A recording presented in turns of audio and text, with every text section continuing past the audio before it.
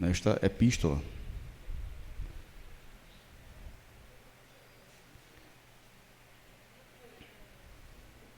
Nós vamos ler a partir do capítulo 3, né?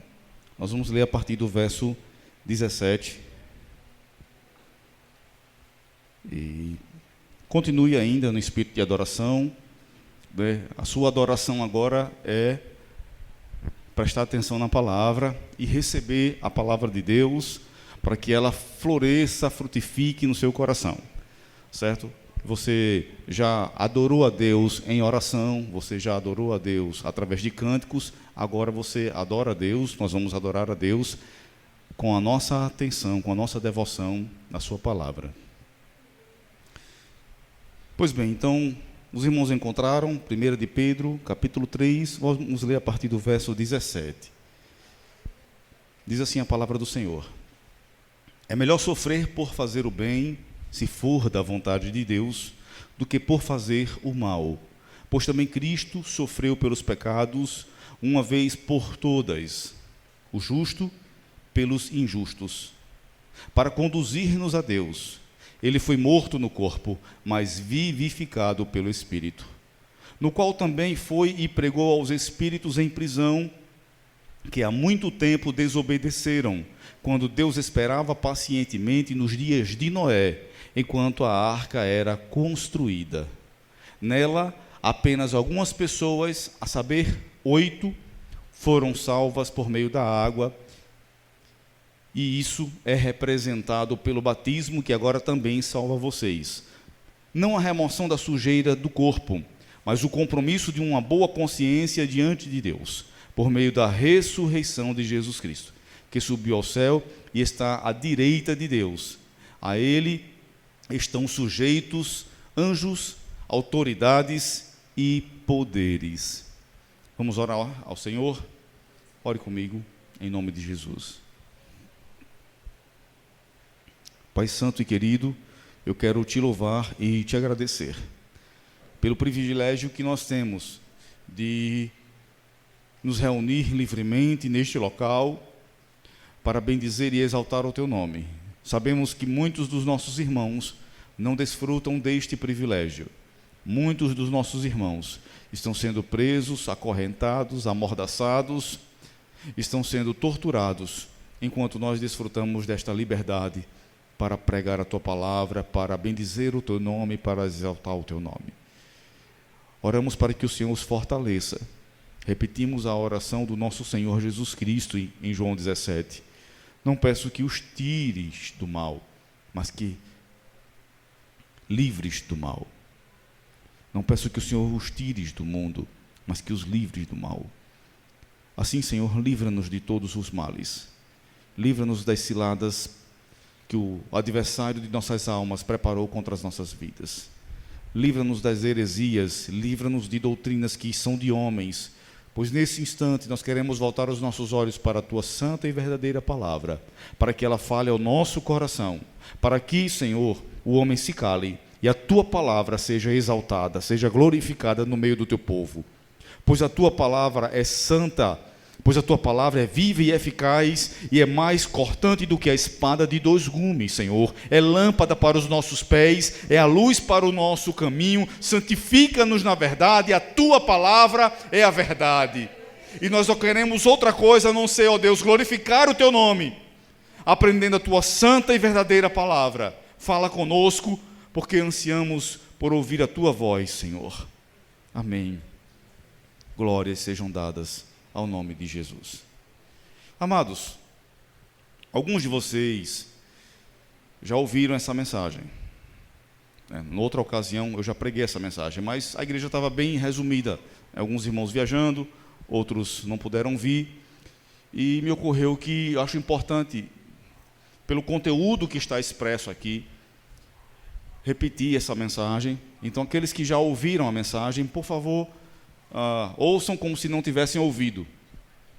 E aqueles que ainda não ouviram, vocês não ouviram de fato. Nesta passagem aqui, nós temos 3 perícopes, 3 assuntos principais sendo tratados aqui. Então, para os seminaristas, perícope é um texto que vai tratar um assunto específico naquele texto maior. Então, nós temos 3 perícopes aqui, 3 assuntos abordados dentro dessa passagem. O primeiro deles é que o sofrimento pelo bem e o exemplo do nosso Senhor Jesus Cristo. Nós devemos sofrer pelo bem. Me parece que Pedro, quando escreve esta primeira epístola, ele percebe que o sofrimento é inevitável para a vida do crente. É inevitável. Capítulo 1, ele já fala a respeito de como o crente sofre. E ele diz, nisso vocês exultam, ainda que agora, por um pouco de tempo, devam ser entristecidos por todo tipo de provação. Então, a epístola, essa primeira epístola, Pedro fala em várias ocasiões que o sofrimento é inerente à vida do cristão. E se não estamos sofrendo exatamente, se não estamos sendo afligidos, é por um pouco período de tempo. Porque o adversário de nossas almas não descansa. Ele se levanta com toda a fúria para nos afligir. E não só isso, os nossos próprios pecados fazem com que o próprio Deus tenha de nos afligir para que a gente se molde ao caráter de Jesus. Eu já fui afligido muitas e inúmeras vezes pelos meus próprios pecados, para que o meu caráter fosse conformado ao caráter do nosso Senhor Jesus Cristo. E sei que ainda serei muitas e muitas vezes afligido e ferido por Deus, para que o meu caráter se conforme ainda mais ao caráter do nosso Senhor Jesus Cristo. Isso acontece na vida do crente. É por meio do sofrimento que o justo entra no reino dos céus. E isso é relatado aqui nos versículos 17 e 18. Que devemos sofrer por fazer o bem, e ele usa Cristo Jesus como exemplo. No versos 19 a 20, nós temos aqui um texto que fala sobre a pregação aos espíritos desobedientes, como esses espíritos desobedientes ouviram a mensagem do Evangelho. E por fim nós temos o batismo como símbolo de salvação e a exaltação de Cristo Jesus, versos 21 e 22. Dito isto, eu quero agora voltar os olhos para versos 17 e 18 e com vocês a gente vai avançando à medida que a gente for lendo o texto. Diz assim a palavra do Senhor, mais uma vez, repetindo: é melhor sofrer por fazer o bem, se for da vontade de Deus, do que por fazer o mal. Pois também Cristo sofreu pelos pecados, uma vez por todas, o justo pelos injustos, para conduzir-nos a Deus. Como eu disse outrora, o sofrimento parece ser inevitável ou talvez inerente à vida humana. Nós temos sofrimento físico ou material, e temos alguns sofrimentos que não são físicos e materiais, sofrimentos imateriais. No campo dos sofrimentos físicos, nós temos dores, doenças crônicas ou agudas, limitações físicas, fome, sede, privação do sono, pobreza, miséria, desemprego, dívidas, perdas financeiras, instabilidade e por aí vai. Ainda poderíamos colocar nisto aqui desastres naturais, conflitos armados, falta de moradia, e a lista a gente poderia incluir muitas e muitas coisas. Todas estas são formas de sofrimento físico, onde a gente sofre no corpo. Mas há também um sofrimento tido como imaterial, um sofrimento na alma. Solidão, rejeição, abandono, medo. Tem gente que tem um medo da morte e que, vala-me Deus, mesmo sendo crente, lavado e remido no sangue de Jesus, tem um pânico da morte, que misericórdia. Ansiedade. Ansiedade não é para crente. Ansiedade não é para crente. Quando andamos ansiosos, estamos desobedecendo a palavra de Deus. É pecado ser ansioso. Ansiedade não se trata no consultório, não, do psicólogo. Ansiedade se trata aos pés da cruz. Lançai sobre ele toda a vossa ansiedade, pois ele tem cuidado de vós. E quando nós não lançamos sobre ele a nossa ansiedade, nós estamos desobedecendo a sua palavra e cogitando a possibilidade de dizer, talvez Jesus não seja tão digno de confiança como ele disse. Lancem sobre ele toda a vossa ansiedade. Ou talvez o pânico, depressão, desesperança, luto. Eu conheço uma pessoa que a mãe já morreu faz uns 4 ou 5 anos. E ela ainda vive um luto absurdo. Culpa,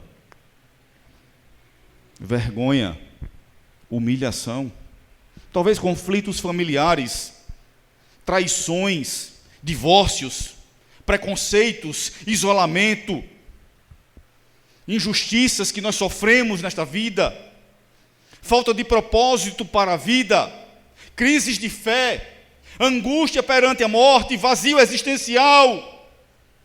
Todas estas são formas de sofrimento que me parece ser inevitável para o homem.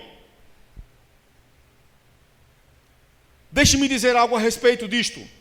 Já que o sofrimento é algo inevitável, sofrer por fazer o bem é algo nobre e glorifica o nome do Senhor.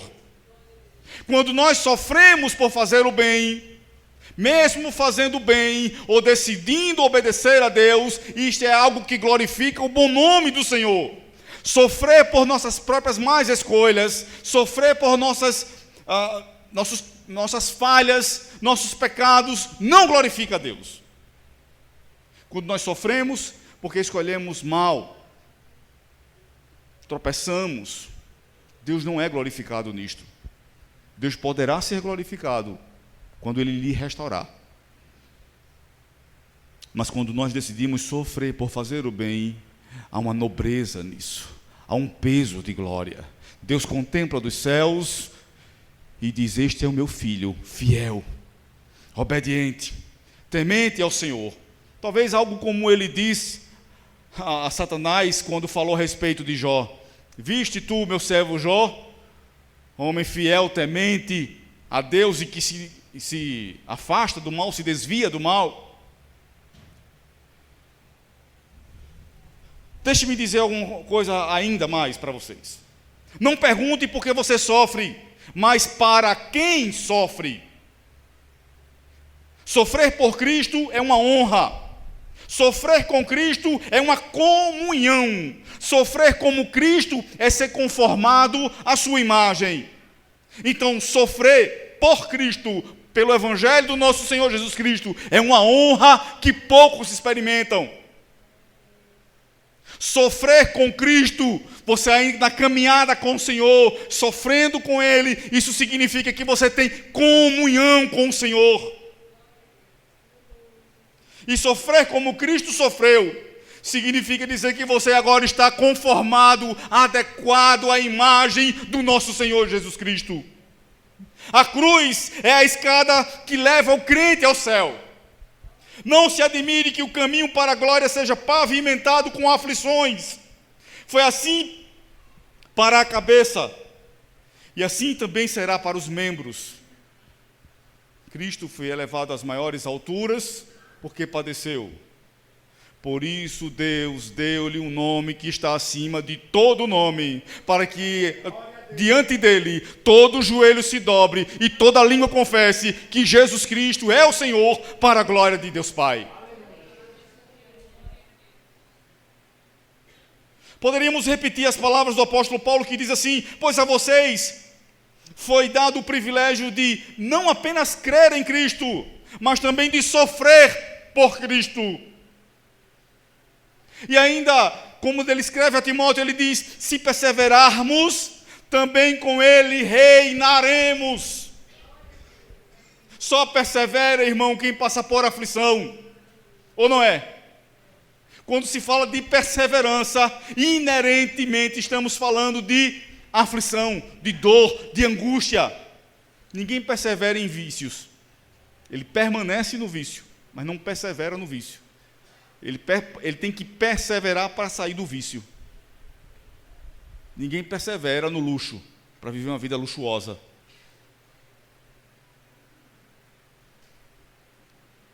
Lembrem-se que Jesus também sofreu os horrores desta vida e escolheu ser fiel a Deus. Jesus sofreu os horrores desta vida e mesmo assim escolheu ser fiel a Deus.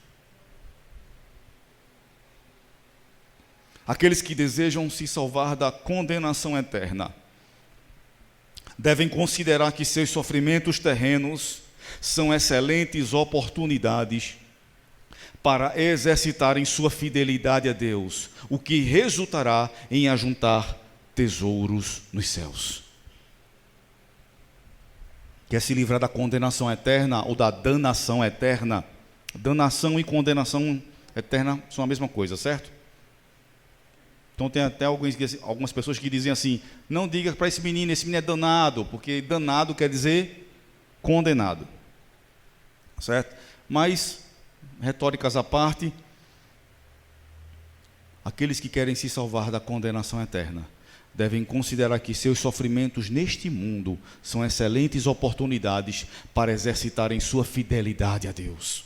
Por outro lado, aqueles que desejam aproveitar as benesses desta vida se esquecem de trabalhar pela vida eterna e se ocupam de coisas passageiras, que lhes roubará o amor por Deus e por Cristo Jesus. Portanto, serão condenados a uma eternidade de sofrimento. Lembremos-nos, pois, de Lázaro e do rico.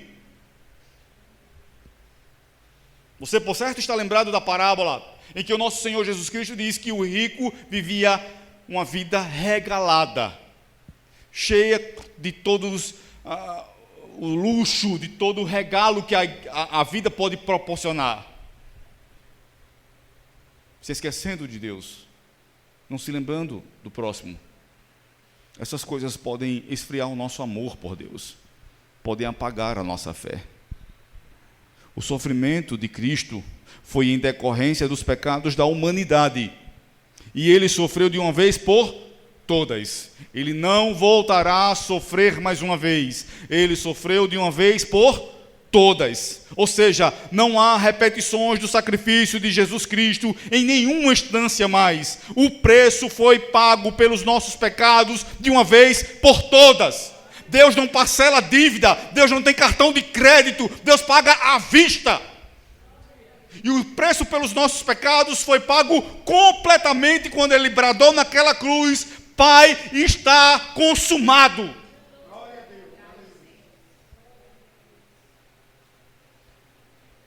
Agora nós vemos o trecho do versículo 18, finalzinho do versículo 18, versículo 19 e o versículo 20.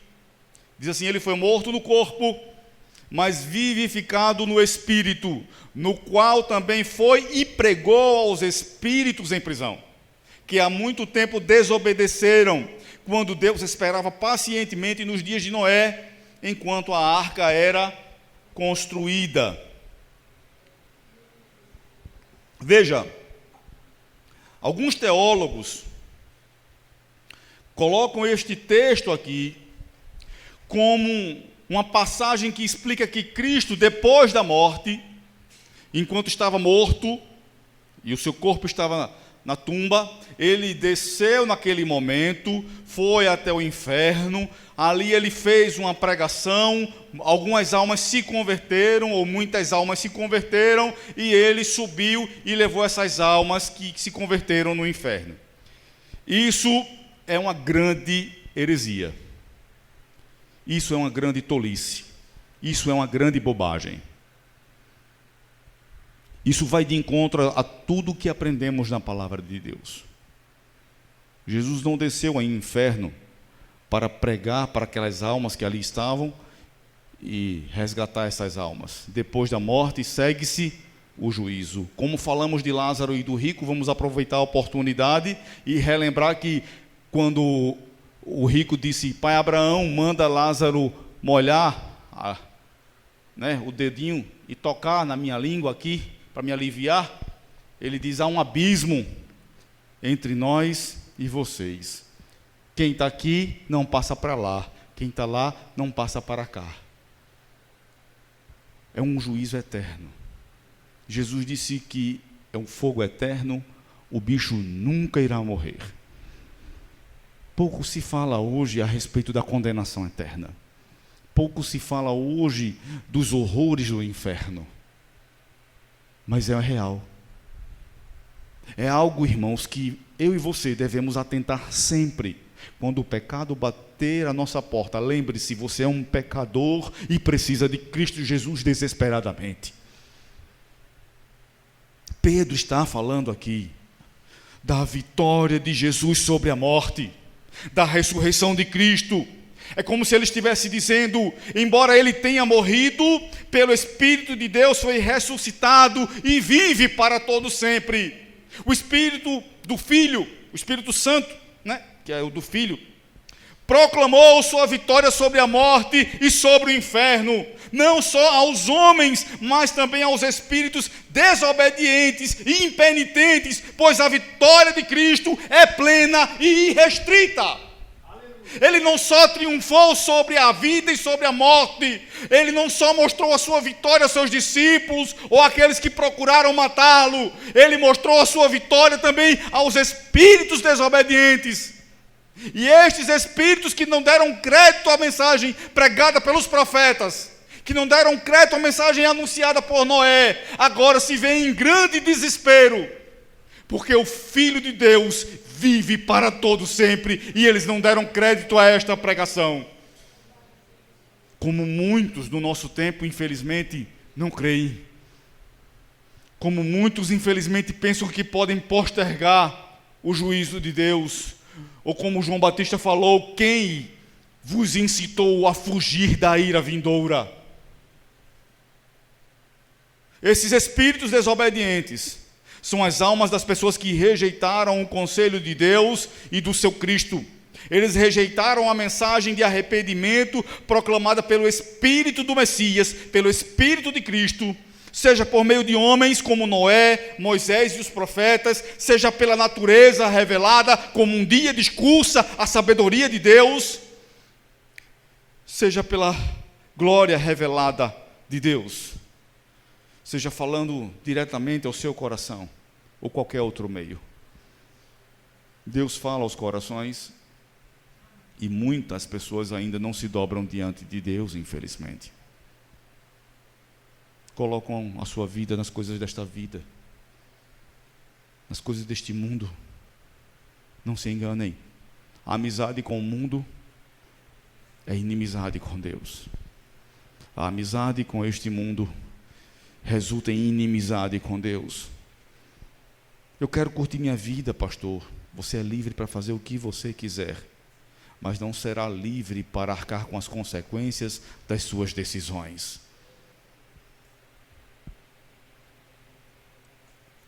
Alguns afirmam que essas almas obtiveram uma oportunidade para arrependimento, como falamos.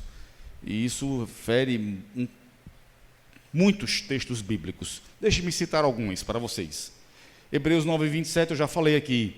Da mesma forma como o homem está destinado a morrer uma só vez, depois disso enfrentar o juízo. Ou talvez João capítulo 5, versos 28 e 29.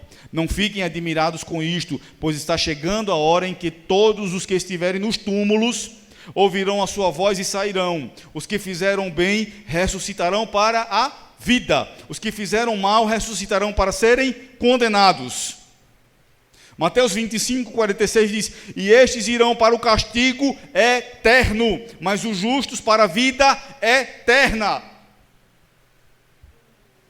Ora, se fosse algo passageiro, se fosse uma prisão temporária, a palavra de Deus falaria claramente a respeito disso aqui. Muitos creem também na possibilidade da doutrina chamada do purgatório. Na verdade, a doutrina do purgatório, ela é extraída desse texto aqui. Que se Cristo fez isto uma vez, desceu ao inferno, pregou, ali houve arrependimento e ele resgatou essas almas, ele fará isso outras vezes. Mas a verdade é, o castigo é eterno, assim como a vida é eterna. Que adianta o homem ganhar este mundo e perder a sua alma. 2 Coríntios, capítulo 5, verso 10, diz: pois todos nós devemos comparecer perante o tribunal de Cristo, para que cada um receba de acordo com as obras praticadas por meio do corpo, quer sejam boas, quer sejam más. Eu tenho aqui inúmeros textos, ainda poderia citar mais uns 10 ou 12, que fala que a vida é eterna e a condenação é eterna. Ontem nós estávamos reunidos aqui, pensando a respeito, dando um treinamento, na verdade, para o grupo de evangelismo. E uma das coisas que a gente abordou logo de início, não foi, Cássia? É que evangelismo não é para fazer a pessoa uma pessoa melhor, mas aceitável pela sociedade. Evangelismo visa salvação de almas. Não podemos perder isto de vida. Quem crê será salvo. Percebe a condicionante? Quem crê será? E quem não crê já está condenado. É isso que diz o texto. Quem crê será salvo. Quem não crê já está condenado. Porque não crê na salvação que proveio do Senhor. A vitória de Cristo sobre a sepultura e a morte anunciou a todos os espíritos que Ele é o Rei dos Reis e o Senhor dos Senhores, que o seu nome está acima de todo nome. Estes espíritos que outrora não deram crédito à mensagem anunciada por Noé e pelos profetas, agora se veem em grande desespero. O mal que sua impenitência e incredulidade lhes causaram. Cristo, em seu espírito, foi proclamar seu triunfo aos espíritos antigos e desobedientes. Não foi oferecer graça, mas anunciar sentença executada. Não foi pregar arrependimento, mas declarar sua completa vitória sobre o pecado, a morte e as hostes da escuridão. Então, quando nós lemos aqui, o qual foi, no verso 18... pois Cristo sofreu pelos pecados, de uma vez por todas, justo pelos injustos, para conduzir-nos a Deus. Ele foi morto no corpo, mas vivificado no Espírito. Verso 19, no qual também foi e pregou aos espíritos em prisão. Essa pregação, na verdade, é uma proclamação da vitória de Cristo sobre tudo e sobre todos. Para que não reste dúvida, nem no mundo material, nem no mundo espiritual, que Cristo Jesus é o Rei dos Reis e o Senhor dos Senhores.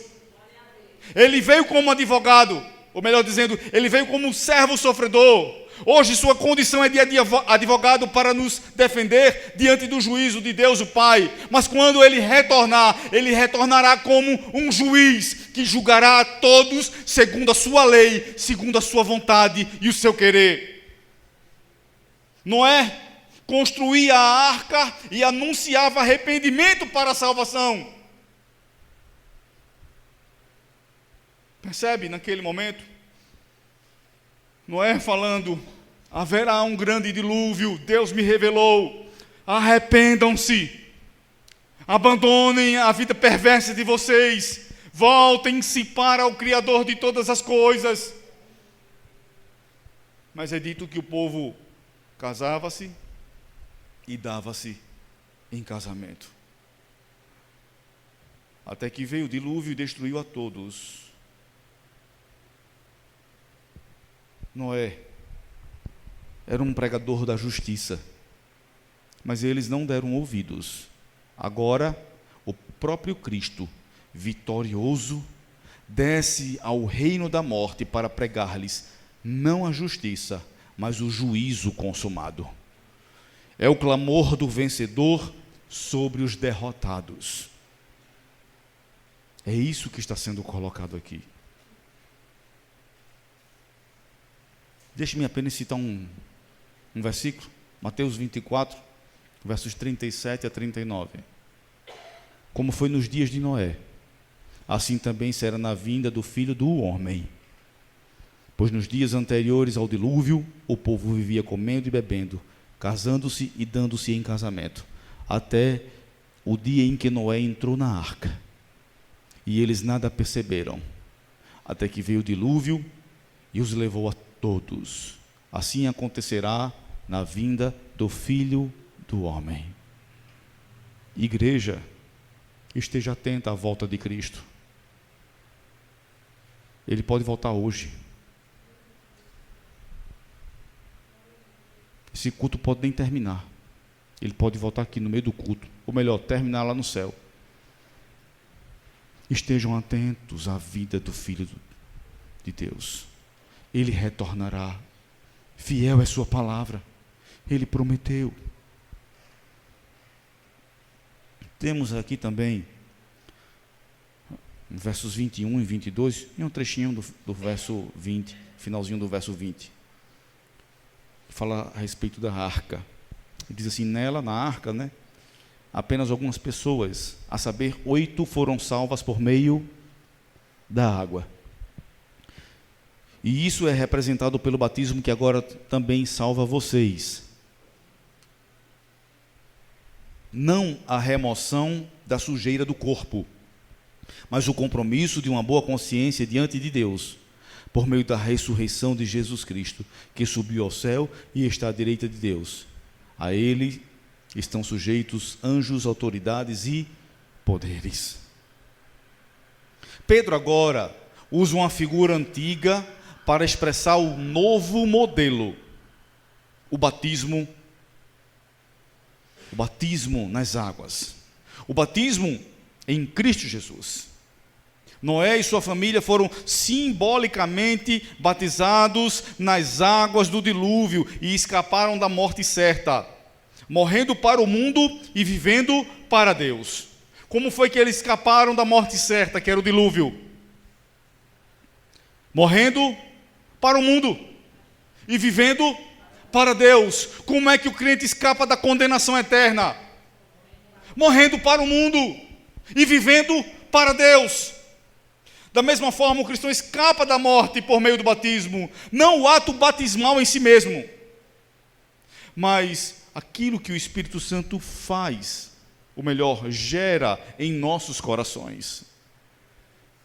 E ele faz nós amarmos mais a Deus e odiarmos a este mundo. É isso que Deus faz em nós. Esta é a fé regeneradora. Não é a fé que dias melhores virão, que as portas se abrirão, mas é a fé que ama mais a Deus e abomina este mundo. Nesta passagem aqui, neste trecho que nós lemos, nós temos a cerimônia exterior, não faz nada mais do que afastar a sujeira do corpo. O ato batismal em si, quando o pastor vai lá, ou o obreiro vai lá e afoga o crente, mergulha ele nas águas. O máximo que pode fazer é ele sair molhado e mais limpinho.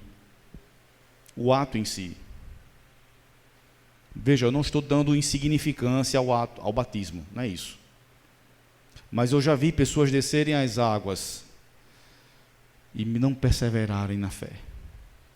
Eu já vi pessoas serem mergulhadas nas águas batismais e não terem renovo de vida. O verdadeiro batismo é um compromisso que o crente firma diante de Deus e dos homens, que ele renuncia à carne, renuncia ao mundo e renuncia ao diabo, e que se consagrará para Deus, vivendo uma vida para a glória de Deus. Este é o verdadeiro batismo. Não é simplesmente descer às águas, mas é um compromisso feito no coração, diante de Deus e dos homens, que agora ele viverá para a glória de Deus. O batismo é realizado com base na morte, na ressurreição, na ascensão e no governo soberano de Jesus Cristo. Ou vocês não sabem que todos nós que fomos batizados em Cristo Jesus, fomos batizados em sua morte? Fomos, pois, sepultados com ele na morte por meio do batismo, para que assim como Cristo foi ressuscitado dos mortos, também nós vivamos uma vida nova.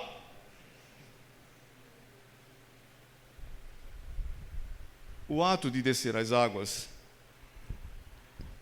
é apenas uma cerimônia externa daquilo que já aconteceu no coração.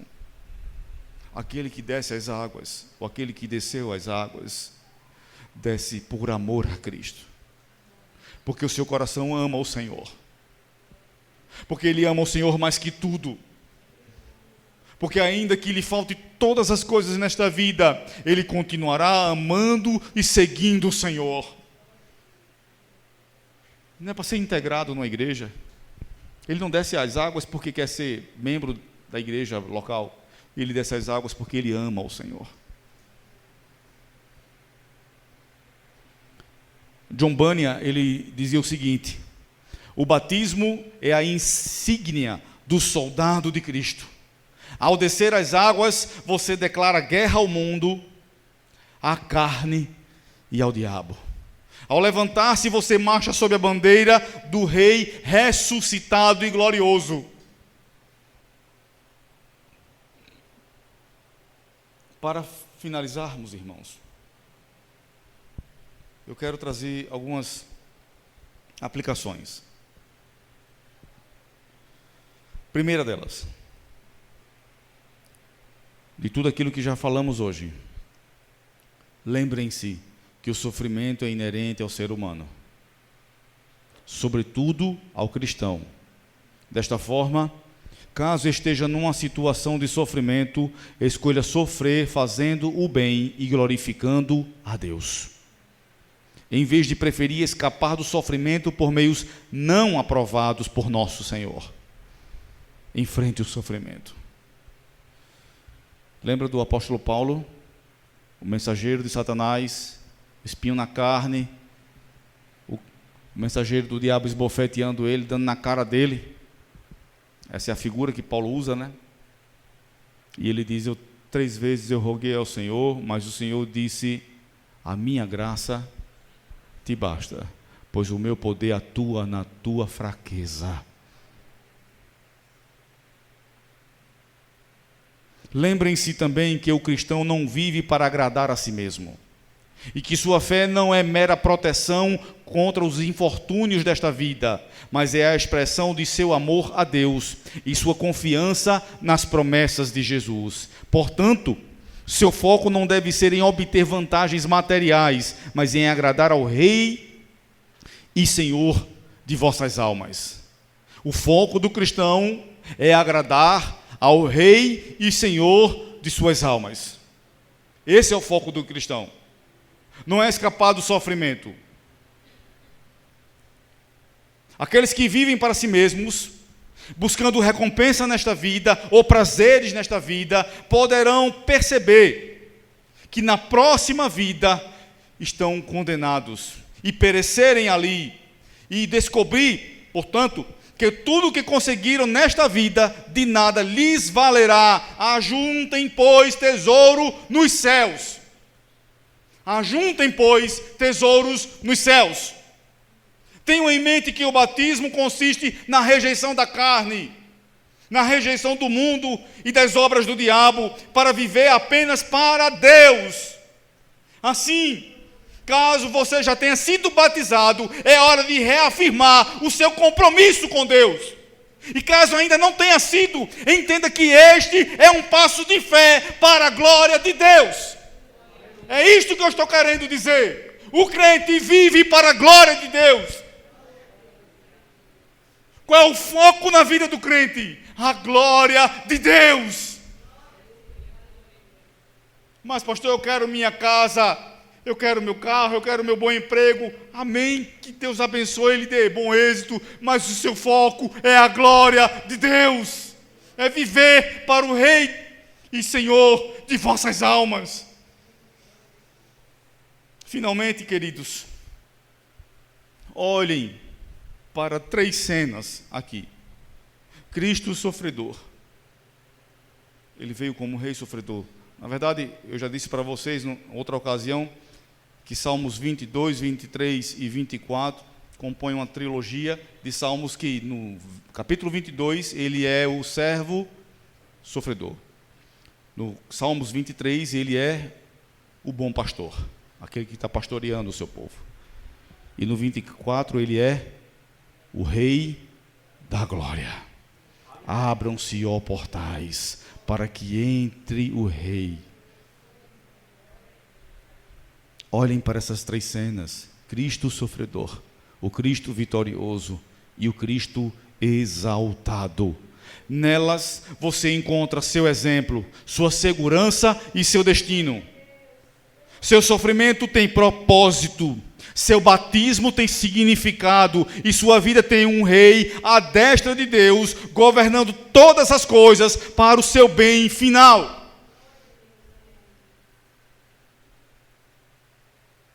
Pai, por tua graça e bondade, Pai, o Senhor tem nos sustentado até aqui.